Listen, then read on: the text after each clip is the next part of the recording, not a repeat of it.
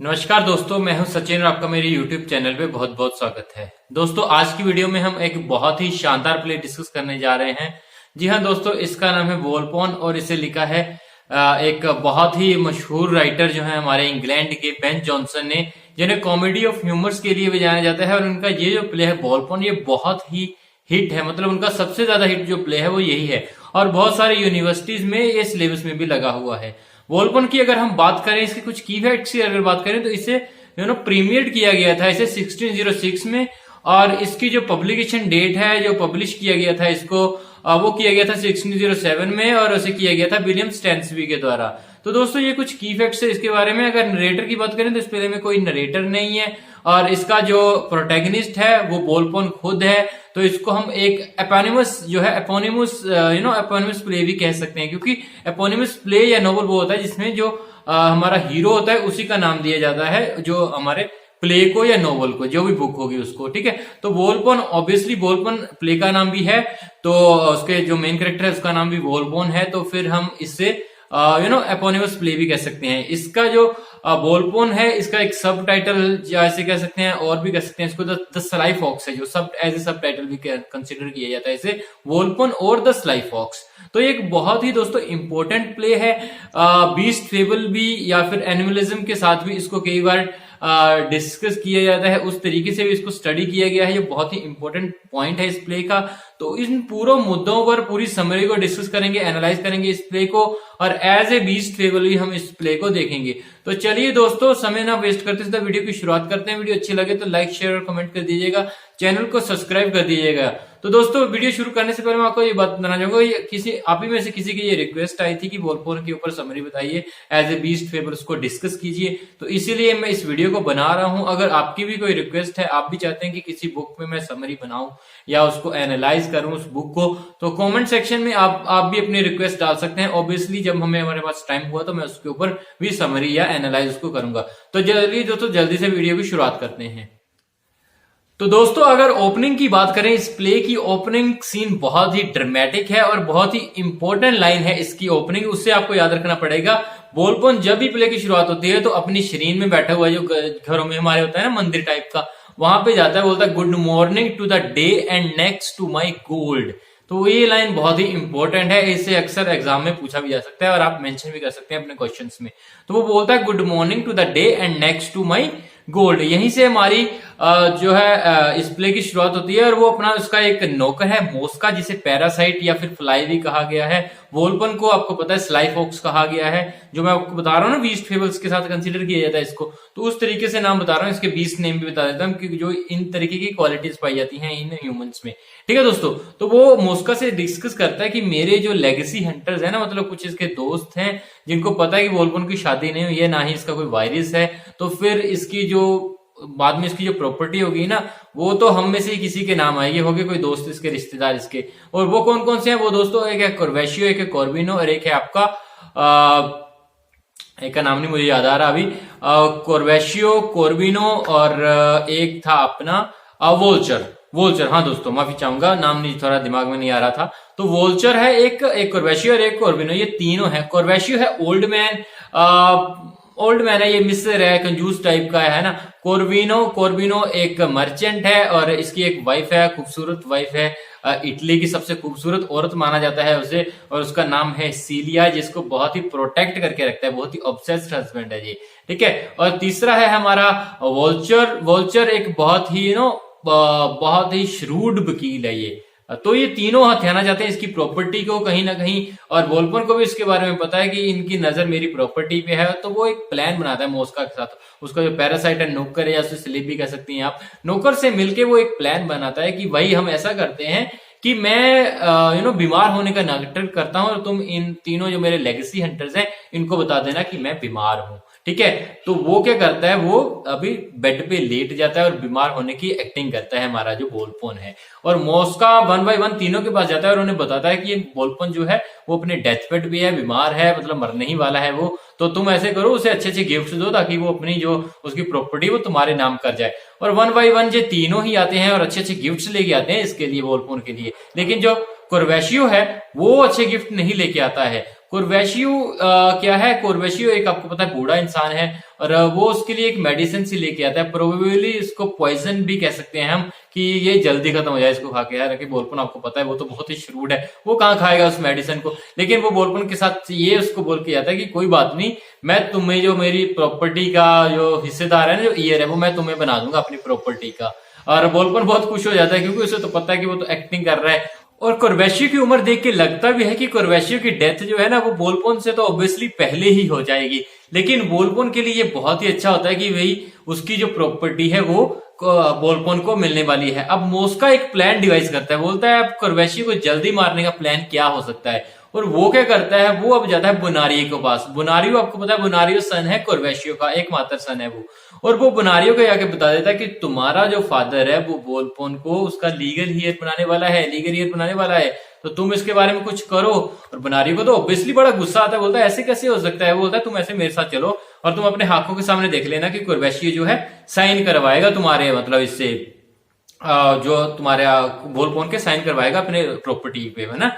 तो फिर उसके बाद जो लेडी पॉलिटिक है, लेडी पॉलिटिक एक सब प्लॉट का करेक्टर है, लेकिन उसका थोड़ा सा कनेक्शन है मेन प्लॉट के साथ भी, और लेडी पॉलिटिक वहां पे आती है, लेडी पॉलिटिक वुड भी वहां पे आती है, और वो भी लेगेसी हंटर्स में से है, एक लेगेसी हंटर्स वो भी चाहती है कि बोलपन अपनी प्रॉपर्टी मेरे नाम कर दे, लेकिन वो बहुत ज्यादा खूबसूरत नहीं है, वो थोड़ी ऐसी ही है, मतलब है ना, ज्यादा सुंदर नहीं है वो, और वैसे भी एज्ड है वो, तो बोलपन उससे मिलना नहीं चाहता, बोलता इसको भगा दो यहाँ से और बोलो 3 घंटे बाद आना। और मोस्का उसको बोलता है कि अभी बोलपन रेस्ट कर रहा है, तुम यहाँ से 3 घंटे के बाद आना, ठीक है। और लेडी पॉलिटिक वहां से चली जाती है। अब वो बोनारियो को वहां से लेके आ जाता है, वहां पे हमारा जो मोस्का है वो बोनारियो के लेके आता है और उसके कमरे में छिपा देता है, बोलता है तुम खुद ही देख लेना कैसे जो कुरवैशियो है तुम्हारा फादर है वो बोलपोन के साइन करवाएगा। अब बोनारियो को वो वहां पे क्यों लेके आया, क्योंकि वो उसे पता है बोनारियो जो है यंग है, गुस्सा बहुत आता है उसे, और जैसे ही वो देखेगा कुरवैशियो को साइन करवाते हुए बोलपोन के से लीगल प्रॉपर्टी पे, तो वो अपने फादर की डेथ कर देगा, हत्या कर देगा,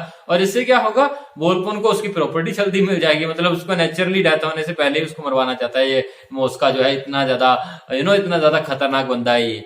अब होता गया है, उसी बीच हमें पता चलता है कि मोस्का, इसके बीच मोस्का उससे बात कर रहा था बोलपोन से, उसको बताता है कि जो सीलिया है वो इटली में सबसे खूबसूरत औरत है, बहुत ही खूबसूरत है, और कोर्बिनो बहुत लकी है कि उस जैसे बंदे को मतलब इतनी खूबसूरत लेडी मिल गई, मतलब इतना शक्की करने वाला बंदा। और शक ऑब्वियसली उसका शक भी इसीलिए जाता है ज्यादा कि उस पे, क्योंकि इतनी खूबसूरत औरत जिसकी होगी ऑब्वियसली वो शक तो करेगा, हर किसी का शक करेगा, क्योंकि हर किसी की नीयत खराब होगी ना अच्छी लड़की देख के। तो सीलिया भी वैसी ही है, बहुत खूबसूरत है, और कोर्बिनो जो है बहुत ही इसको छुपा छुपा के रखता है, उसको बाहर नहीं निकलने देता, वो बस चर्च जा सकती है और विंडो की ओर से बाहर देख सकती है और कुछ नहीं कर सकती। वो 10-10 गार्ड रखे हुए हैं उसके उसकी उसकी राखी करने के लिए कि ये किसी के साथ चक्कर ना चला पाए। अब जो बोलपोन है उसका बड़ा मन करता है, बोलता है यार मैं तो मिलूंगा इस औरत से जो इतनी खूबसूरत है, इसको मैं ऑब्वियसली देखना चाहूंगा, बोलता है मैं तो जाऊंगा अभी। और अब जो है हमारा बोलपोन है वो बोलता है मैं डिस्गाइज होके जाऊंगा। अब वो डिस्गाइज एक और बेस ले लेता है और वो बन जाता है स्काउट मंटुआ बन के वो चला जाता है वहां पे कोई ऑयल बेचने। पहले बड़ी देर 10-12 मिनट तक अपना भाषण देता है, वहां पे स्पीच देता है वो, और उसके बाद वो अपना तेल बेचने लग जाता है, बोलता है अपनी जो सफरिंग्स है, जो आपकी वुंड्स हैं, इनसे बचिए, ये तेल आपका हर दुख दर्द का इलाज कर देगा। ऐसा बड़ी बहुत ज्यादा वो, और बहुत ही ज्यादा अच्छे तरीके से वो बोलता है, और वो सीलिया को मजबूर कर देता है कि वो अपना रुमाल फेंके। बोलता है अगर तुम अपना रुमाल नीचे फेंक देती है तो मैं तुम्हें ये तेल दे दूंगा। और ऑब्वियसली वो रुमाल फेंकना कोई बड़ी बात थोड़ी है, वो रुमाल नीचे फेंक देती है उसके लिए, बोलपोन के लिए। और बोलपोन तो ऑब्वियसली आपको पता है कि वो तो डिस्गाइज्ड है। और वहीं पे हमारे पास एक हमारा और कैरेक्टर है जो मैंने आपको बताया ना, सब प्लॉट है, लेडी पॉलिटिक वुड भी, उसका एक हस्बैंड भी है सब पॉलिटिक वुड भी, और एक वहां पे ट्रेवलर आया हुआ है इंग्लैंड से, पेरिजरीन उसका नाम है, वो एक ट्रेवलर है, वो वेनिस में सेटल होना चाहता है। और जो सर पॉलिटिक वुड भी है उसको बता रहा है, आइडिया दे रहा है कि किस तरीके से आप सेटल हो सकते हैं, वेनिस की अच्छाइयां बता रहा है, बुराइयां बता रहा है, उसके बारे में बता रहा है। वो भी वहां पे उस सीन को देख रहे होते हैं, वो भी विटनेस होते हैं वहां के। अब जैसे ही वो नीचे रुमाल फेंकती है, अभी उसी सीन में वापस आ रहा हूं मैं, जैसे ही सीलिया नीचे रुमाल फेंकती है तभी उसी टाइम पे कॉर्विनो वहां पे पहुंच जाता है। और कॉर्विनो ऑब्वियसली वो जेलस हस्बैंड है, उसको इतना गुस्सा आता है और वो माउंट बैंक की अच्छे तरीके से पिटाई करता है, बड़ी अच्छी तरह से भून भून के उसको दबा के भेजता है वहां पर, अच्छी पिटाई करता है उसकी। और सीलिया को भी बहुत बुरा भला कहता है, उस पर भी शक करता है ऑब्वियसली वो ऑलरेडी करता ही है, तो उसको भी बहुत बुरा भला कहता है, बोलता तुम्हें तुम्हारी फैमिली को उजाड़ दूंगा मैं। तो मतलब बहुत बुरी बुरी बातें कहता है और वहां से चला जाता है। अब उसको और ज्यादा रिस्ट्रिक्शन लग जाती है, उसका चर्च जाना बंद कर दिया जाता है, उसको विंडो से देखना ही बंद कर दिया जाता है, उसको अंदर मतलब आइसोलेट कर दिया जाता है उससे अपने ही घर के अंदर। और उसी बीच हमें पता चलता है जो हमारा बोलपोन है वो घर पे आ जाता है, वो मोस्का से बोलता है कि मैं तो अब मिलके ही हटूंगा इससे, ये जो सीलिया है ना इसके साथ में, इसके लिए मेरी लस्ट बहुत ज्यादा बढ़ चुकी है और अब तो मैं इसके साथ सो के ही हटूंगा, कोई ऐसा प्लान बनाओ कि मुझे इसके साथ सोने का मौका मिल जाए। अब मोस्का आपको पता है बहुत ही चालाक बंदा है, बहुत ही श्रूड बंदा है, और वो एक प्लान डिवाइस करता है अगेन। वो कॉर्बिनो से कहता है कि जो हमारा बोलपोन है ना वो यूनिक हो चुका है, मतलब अभी डेथ वेड से कुछ होगा तो नहीं, लेकिन डॉक्टर ने बोला है कि अगर इसे किसी खूबसूरत लेडी के साथ सोने दिया जाए तो शायद इसके जो है हेल्थ थोड़ी ठीक हो जाए, इसके हेल्थ के अंदर सुधार आ जाए। अब कॉर्बिनो बोलता है कोई बात नहीं, बहुत सारी प्रोस्टिट्यूट है, बहुत सुंदर सुंदर प्रोस्टिट्यूट है, उनमें से किसी को बुला लो। बोलता है नहीं नहीं यार, प्रोस्टिट्यूट से काम थोड़ी चलेगा उसका, उसको तो एक फेथफुल लेडी चाहिए, फेथफुल चाहिए। डॉक्टर ने बोला है कि बहुत ही फेथफुल लेडी होनी चाहिए, जो बहुत ही सुंदर हो और बहुत ही फेथफुल हो, और तुम्हारी वाइफ तो है ही, सीरिया तो है ही ऐसी। अब कॉर्बिनो जो इतना एक्ट कर रहा था उसके ऊपर, उसका रुमाल फेंकने के ऊपर, वो राजी हो जाता है, बोलता ठीक है, अगर वो बोलता अगर तुमने ऐसा कर दिया, अपनी वाइफ को ले आए, मुस्को से बोलता है तो मैं देखूंगा कि वो प्रॉपर्टी तुम्हारे नाम कर देगा, है ना। तो बोलता है ठीक है मैं ले आता हूँ उसको। अब मान जाता है वो, ऑलरेडी थोड़ी देर पहले वो बहुत ही ज्यादा जेलस था, और अब वो मान जाता है, वो अपनी वाइफ के ऊपर प्रेशर पुट करता है, बोलता है तुम जाओ उसके साथ सो, तुम्हें सोना ही पड़ेगा। मतलब कैसा हस्बैंड है यार, पैसे के लिए मतलब अपनी वाइफ को किसी और को सौंप रहा है। और वो क्या करता है, वो जबरदस्ती उसको लेके आता है, क्योंकि पैट्रियार्की था, वुमेन का ज्यादा उस टाइम पे रोल नहीं था, वुमेन की ज्यादा वॉइस नहीं थी उस टाइम पे, और जिस कारण क्या होता है वो अपनी वाइफ को लेके आ जाता है, कमरे में छोड़ देता है उसके पास, और बोलता है कि तुम अब तुम्हारा जो मन करे कर लो। अब सीलिया को भी लग रहा था कि ये तो बूढ़ा होगा, इससे क्या होगा मतलब, लेकिन वो अभी अच्छी हेल्थ में आ जाता है, बिल्कुल उठ जाता है, उससे बोलता है कि मैं तुम्हें पैसे दूंगा, लग्जरी दूंगा, तुम मेरे साथ सेक्स कर लो, मेरे साथ या फिर शादी कर लो, जो भी तुम है ना, जो भी तुम्हारे लिए सूटेबल हो। लेकिन वो तो ऑब्वियसली क्रिश्चियन वुमेन है यार, वो नहीं मानती है। क्रिश्चियन वुमेन क्या, कोई भी वुमेन ऐसे नहीं मानेगी, मतलब doesn't matter if she is prostitute, अगर वो प्रोस्टिट्यूट है फिर तो ठीक है, लेकिन अदरवाइज कोई और वुमन जो नेचुरल वुमन होगी वो नहीं मानेगी इस चीज के लिए। लेकिन वो उसे बोलता है अगर तुम मेरे साथ विलिंगली सेक्स नहीं करोगी तो फिर मैं तुम्हारा रेप कर दूंगा। अब ये बात बोनेरियो वहां पे सुन रहा होता है, वो छुपा हुआ होता है वहां पे, और वो वहां से निकलता है और वो सीलिया को बचा लेता है, और वो पर्दाफाश कर देता है बोलपोन का। जाते जाते वो मॉस्का की भी अच्छी सी पिटाई करके जाता है, जो भनारी होता है। और फाइनली अपना जो वोल्चर है और कुरवैशी है वो वहां पे आ तो जाते हैं, लेकिन अभी काफी लेट हो चुका है।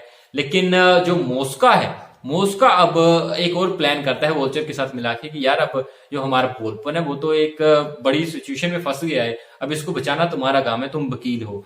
अब वो बोलता है ठीक है कोई बात नहीं, कोर्ट में हम मिलते हैं, करते हैं इसका सोल्यूशन भी कर देंगे हम, ठीक है। और दूसरी ओर हमारी जो लेडी पॉलिटिक वुड है वो भी 12 बजे से पहले ही आ जाती है, मतलब आफ्टरनून को बुलाया था उसको, वो तो थोड़ी देर पहले आ जाती है, बोलती है कि ठीक है अब तो मुझे मिला दो बोलपन से। अब बोलपन पहले तो नहीं मिलना चाहता उससे, क्योंकि वो सुंदर ही नहीं है, उससे क्यों मिलना चाहेगा, वो वैसे भी वो थोड़ी बातें बड़ी करती है। बोलपन बोलता है ठीक है यार इसको आने दो अंदर, मैं मिल लेता हूँ इससे भी।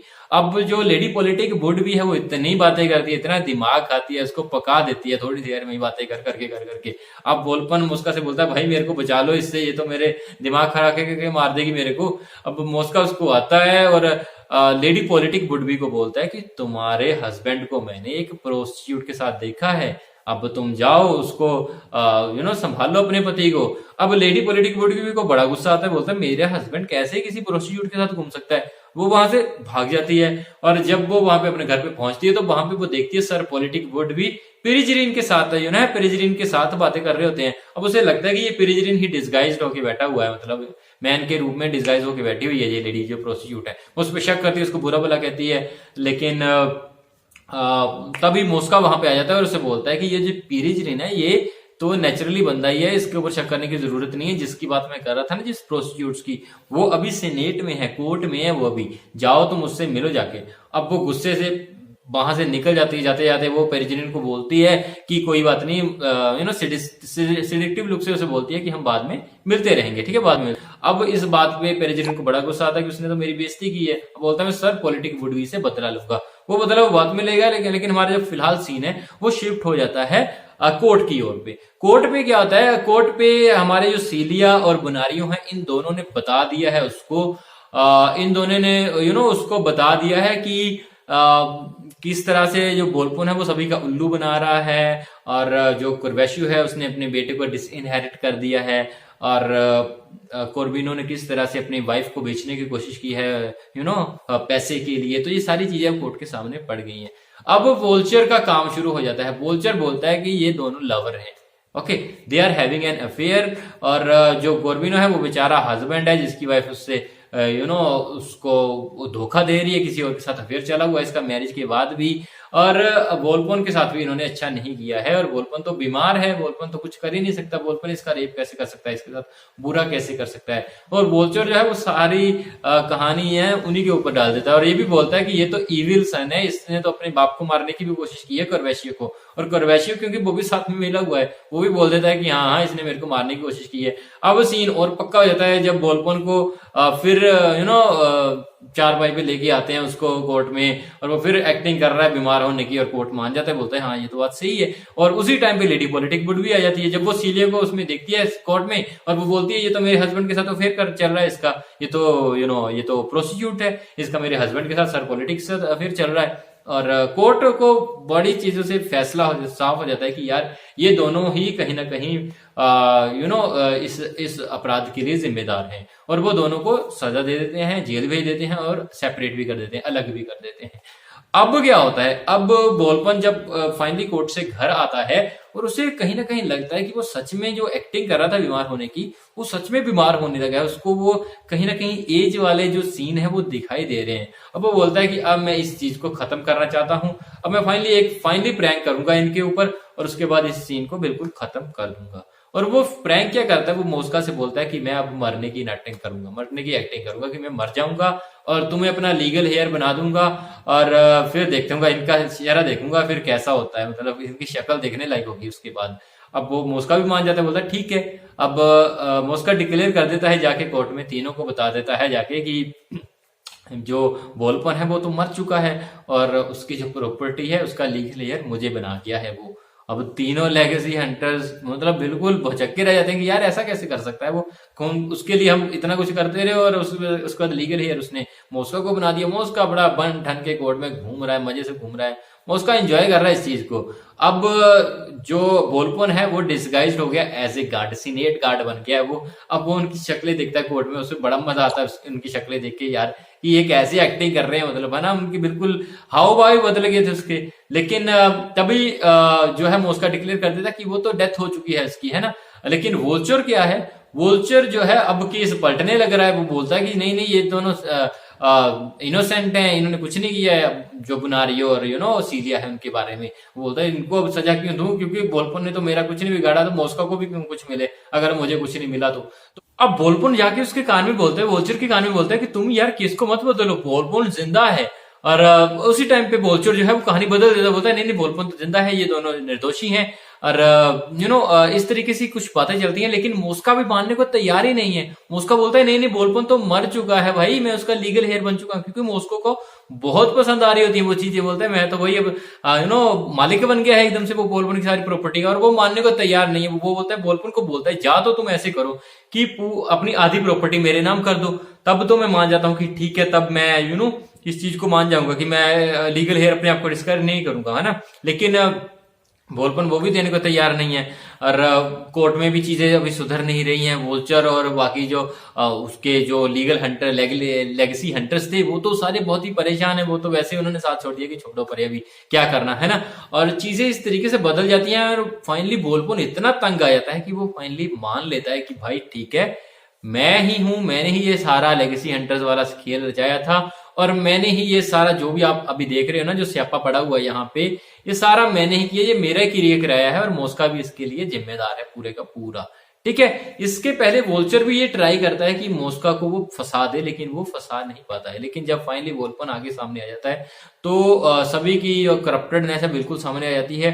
कोर्ट वोल्पन को जेल कर देता है, सेंटेंस कर देता है। मॉस्का को स्लेव गैली में भेज दिया जाता है और हमारा जो कोर्वेशियो है उसे भेज दिया जाता है मोनेस्ट्री में।